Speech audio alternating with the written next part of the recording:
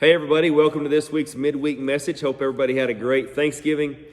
Hope everybody's getting ready for the Christmas season now and that they've got their Christmas music going. Mine's been going in my truck for a while. I love Christmas music, and I am opposed to putting up the tree before Thanksgiving, but there's no such thing as Thanksgiving music. So Christmas music is fair game whenever you feel that it is time to fire it up and let it start playing. I talked about in my blog this week, I lost my last grandparent this week at 96 years old. He was living in Edmond by himself at his home. And so I would say if you're 96 living at home by yourself, you've lived a pretty good life. And I talked about in there the different memories that I had of my grandparents. And I was fortunate enough to have all of them until I was 36 years old. I lost my first one at 36 and lost my last one at 40. So I was very fortunate to have them be a huge part of my life for that long. I was very fortunate for my kids to get to know him and be close to him. I was, my wife got to know him very well, and they took her in like one of their own. She thought of them as her own grandparents. And so very, very blessed to have that in my life for 40 years. And as I think about their lives now, I know where they're at. They're all four back together again in heaven, having a good time.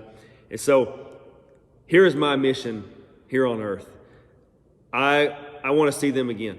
And I think about that a lot. I think about that almost every day, how I want to see them again. And I know that as long as a Christian, as long as I keep my faith in God, that I will see them again. And I know that I'll be reunited with them one day. And, it's not easy, but that should be our focus, is to end up in heaven one day with all the people that have gone on before us. And so, that's the first thing that I think about, and I want to make them proud while I'm here on earth. I want them to look down on our family and see us carrying on the Christian tradition and legacy that they left for our family. And so the second thing that I think about that I want to do is I want to make sure that my family gets to see them again. I want to make sure that my kids and my wife and everybody gets to see them again. And that what greater responsibility as a parent do we have than to make sure that our children's souls are taken care of. And they need to see faith in action at home. And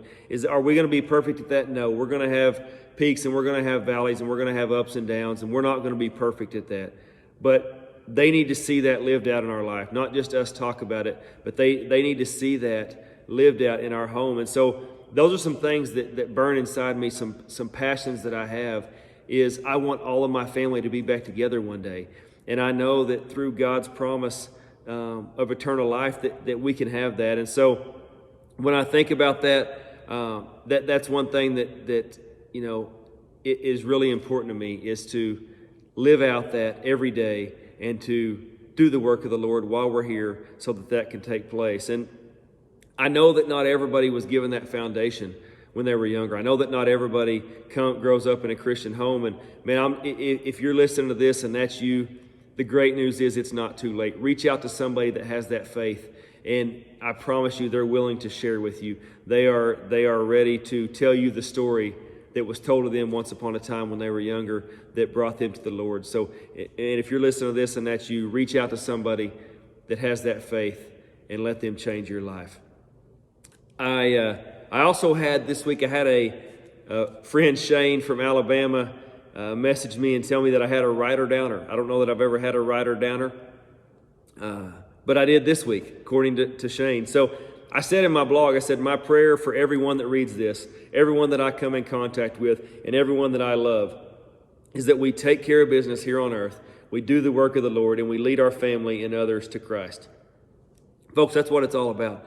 Leading others to Christ, taking care of our family, taking care of business while we're here on earth, and doing the work of the Lord. And so I just encourage everybody to find what burns inside of you, find your passion, find what drives you as a Christian. There are a lot of things that drive me as a Christian, but these are just a few of them. As I think about and reflect on my grandparents and losing my last grandparent this week, is I want to see them again. I want to be back with them again. And that's just one of the things that motivates me to do God's work here on earth. So I encourage everybody, I challenge everybody, find what motivates you, and make sure and remember at all times, remember who we came from.